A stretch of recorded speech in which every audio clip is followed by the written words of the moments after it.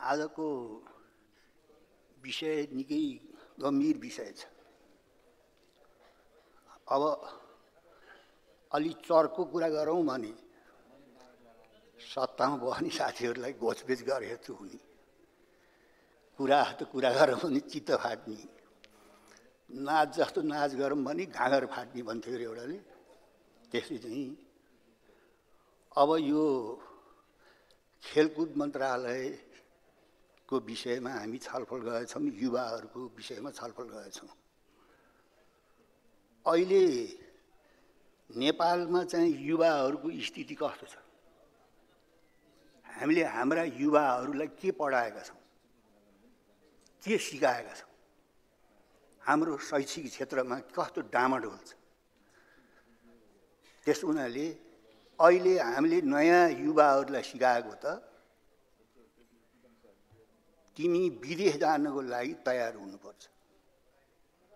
पहिले चाहिँ पुराना चाहिँ शासकहरूले भन्थे राम्रो पढ्न सकेनौ भने तिमी मास्टर पनि हुन सक्दैनौ भनेर भन्थे।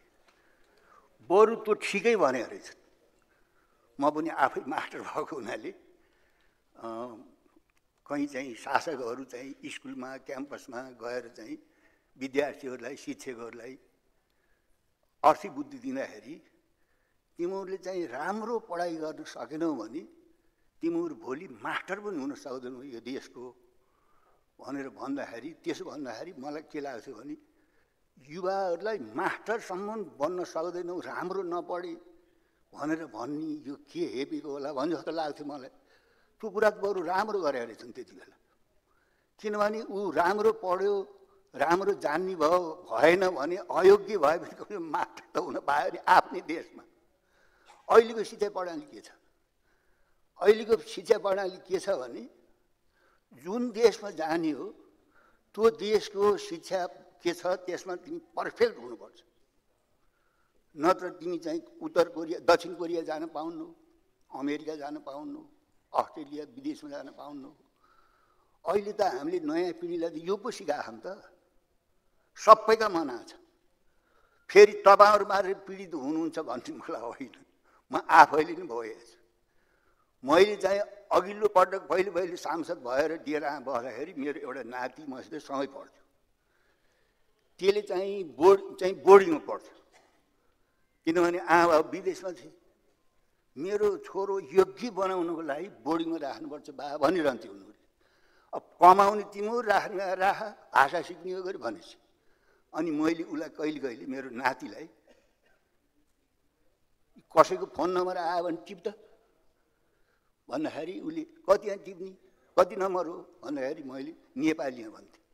98 सुरु गर्न भयो 9 र 8सम्म उसले लेख्न जान्ने, त्यसपछि उदाको नआउने ल 98 भन्दा उसले बुझ्छ, 9 र 8 लेखिहाल्छ, त्यस पछाडिको नम्बर चाहिँ आउन्न उसलाई। अनि इङ्ग्लिसमा भन्नुहुन भन्छ उसले। मैले आफैले भएको के सिकाएँ मैले भन्ने लाग्थ्यो। अनि मैले भने त चाहिँ यहाँ नेपालमा बस्ने हामीसँग बस्ने तँलाई नेपालीमा अङ्क आउन्न भनेपछि मलाई त बोर्डिङमा चाहिँ नेपाली बोल्न दिन्न नि बा, मेरो गल्ती हो। मैले त्यहाँ नेपाली बोलेँ भने त मलाई फाइन गर्छ।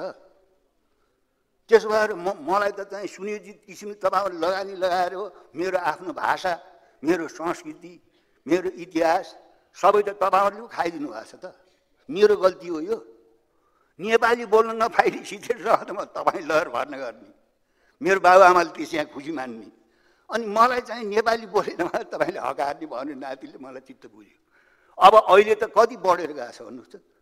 त्यसो हुनाले वास्तवमा चाहिँ हाम्रो शिक्षा प्रणालीले हाम्रो चाहिँ नयाँ जेनेरेसन खतमै भएको छ। त्यो उनीहरूको गल्ती होइन। माननीय सदस्य यहाँको समय 2 मिनट बाँकी छ। गल्ती हाम्रो हो। त्यस कारणले म चाहिँ गणेश मान्जीसँग अब सहर विकासतिर जाउँ, गणेश मान्जीसँग म 46 सालको आन्दोलनमा सँगै हिँडेँ। उहाँ बिरामी भएर बस्दाखेरि वीरहस्टलमा म भेट्न गएको थिएँ। उहाँले पहिला यहीँ हुनुहुन्छ मन्त्रीज्यू, उहाँको सुपुत्र डाक्टरले धेरै नबोल्न भने दाइ तपाईँलाई देखेपछि बुवा उत्तेजित भएर कुरा गर्नुहुन्छ, धेरै बेर नबस्नुहोस् है भन्नुभयो। उहाँले ठिकै छ डाक्टरले भन्यो मान्नुपर्छ, म बस्नु भने गणेश मानजीले आफ्नै पार्टीको विरुद्धमा धुमधार चाहिँ झगडा गर्नु मैले त कुरा लाउनु भयो हेर्नुहोस्।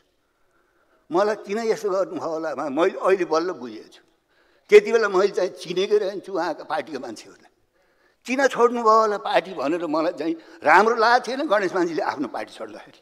त्यसो भएको हुनाले हामीले चाहिँ आफ्ना पुर्खाको चरित्र के थियो, नीति के थियो, त्यसलाई हामीले बिर्सेर आफ्नो मनपरी गर्ने।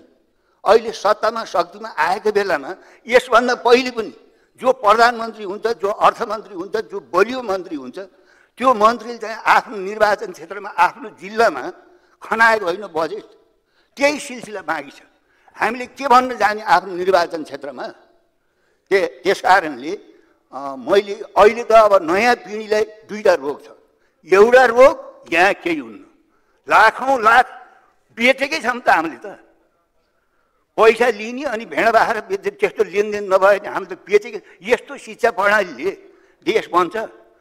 मान्य अमरेशजीले भनेको कुरासँग मेरो पनि आपत्ति छ। मैले पनि यो सङ्घीयताका कारणले कतै देश अन्त विलय हुन्छ कि भनेर बिचबिचमा म डराउँथेँ। आज उहाँको मुखाबाट प्याक्क आइहाल्यो त्यो कुरा।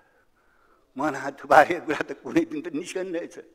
त्यस कारणले मैले चाहिँ के भनेको थिएँ भने यो सङ्घीय प्रणाली नेपालको चाहिँ प्रगतिको लागि, नेपाली जनताको उन्नतिको लागि ल्याइएकै होइन।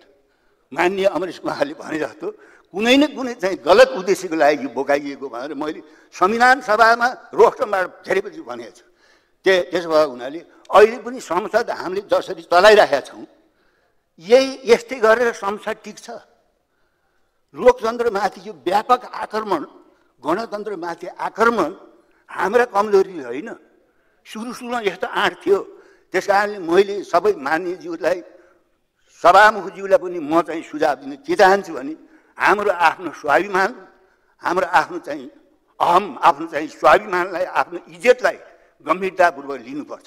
सत्तामा शक्तिमा बस्नेले जे भन्छन् त्यसैको गोटी भएर हिँड्ने हो भने हाम्रो दिन प्रतिदिन हाम्रो इज्जत छे भएर गएको हुन्छ। त्यस कारणले हामी स्वाभिमान, हाम्रो आफ्नो चाहिँ संसदको हैसियत, सभामुखको हैसियत, मन्त्रीहरूको हैसियत हामीले कायम गर्नुपर्छ र मात्रै जनताले पत्याउँछन् भोलि राष्ट्रको एउटा अस्तित्व बच्न सक्छ। त्यस कारणले हामी जति जति कमजोर हुँदै जान्छौँ, जति जति सत्ता र शक्ति सम्पत्तिको मात्रै पछाडि लाग्छौँ, वास्तवमा यो चाहिँ राष्ट्रको दुर्दशा हुन्छ। राष्ट्र बच्न पनि गाह्रो छ। अहिले के भइरहेको छ भन्नुहोस् त, संसार अघोषित रूपमा तेस्रो विश्वयुद्ध भइरहेछ। हामीभन्दा बलियो राष्ट्रको अस्तित्व प्रश्न चिन्हमाथि खडा भइरहेछ। यस्तो राष्ट्रिय अन्तर्राष्ट्रिय सङ्कटको बेलामा हामी रात दिन झगडै मात्रै गरेर अझ कुरा पनि बढी होइन, भ्रष्टाचारकै बारेमा, भ्रष्टाचार पनि बाहिर भयो भने झगडा होइन, यही सत्तामा बस्ने शक्तिशाली साथीहरूको बारेमा। यसरी हामीले देश बचाउँछौँ, यसरी हामीले आफ्ना युवाहरूलाई चाहिँ यो देश राख्न सक्छौँ। त्यसो हुनाले समय अझै छ। यो जान्ने भएर हामीलाई अर्थ दियो भन्ने कुरा होइन। तपाईँहरूलाई जति चिन्ता छ मलाई पनि चिन्ता छ। यो देश रहे, यो देश बचे मात्रै हाम्रा युवाहरू यहाँ बस्न सक्छन्। युवाहरूले देश, हामी त अब डाँडामा थियो घाम जस्तो भइसक्यौँ हो। अब त हाम्रा युवामाथि छ हाम्रो भरोसा। त्यस कारणले हामीले हाम्रा युवाहरूलाई देशभक्तिको भावना, राष्ट्रभक्तिको भावना र यो मुलुकलाई कसरी समेट्ने भने त्यो शिक्षा दिनुपर्छ। धन्यवाद।